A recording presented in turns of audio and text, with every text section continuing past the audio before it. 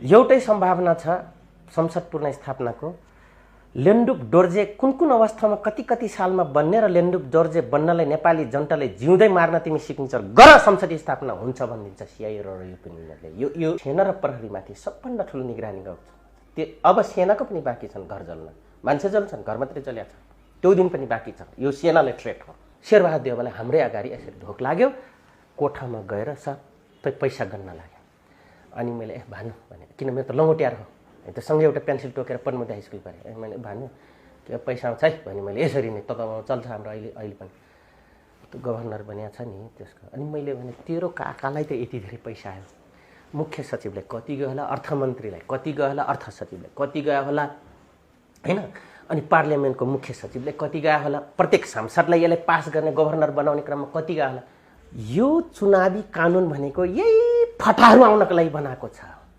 यो कानुन र यो चुनावी कानुन रहन्जेलसम्म र यही चुनाव रहन्जेलसम्म जिएनजीहरू आउँदैनन्, वितृषित भएर सधैँको लागि देश छोड्ने बनाएको छ यो चुनावले, के अरे यो चुनावी कानुनले।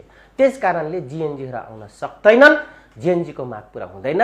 सकेसम्म यो कानुनलाई हाइजेक गरेर जिएनजीको पक्षमा नयाँ पुस्तालाई पुग्ने गरी, किन नयाँ पुस्ताले यसले कहिले पनि मार्गदर्शित गरेको छैन, दलालीपूर्ण बनेको युरोपियन युनियनले दिएको ड्रप हो। राणा कालदेखि ईस्ट इन्डिया कम्पनीसम्म अहिलेसम्म जनयुद्ध लरुन्जेलसम्म हामीलाई पालिस, हजुर त बाजे हाम्रो बाउले सकेनन्, हुट्याएर थिए, तैँले पालिस हामीलाई बचाइदिस्, विश्वको सामु हामीलाई सद्दाम हुसैन बन्न दिइनस्, बिन लादेन बन्न दिइनस्, गद्दाफी बन्न दिइनस् भनेर त्यसको निम्ति मधेस प्रदेश दिल्ली सरकारबाट मागेको बेको कोही माइका लाल मधेसीहरू ढोटीहरू बोल्छस् भने आइजा।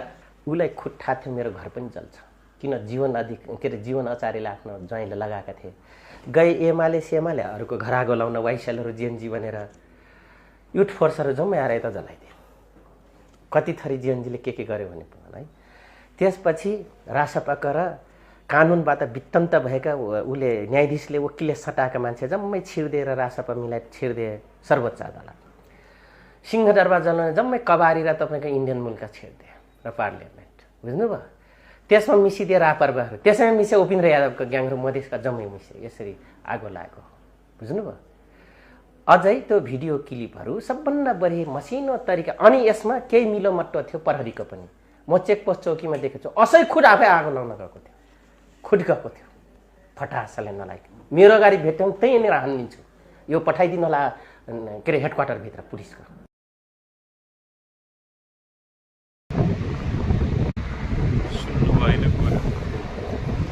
हाम्रो लानु चौधरी पूर्व माओवादीको कमान्डर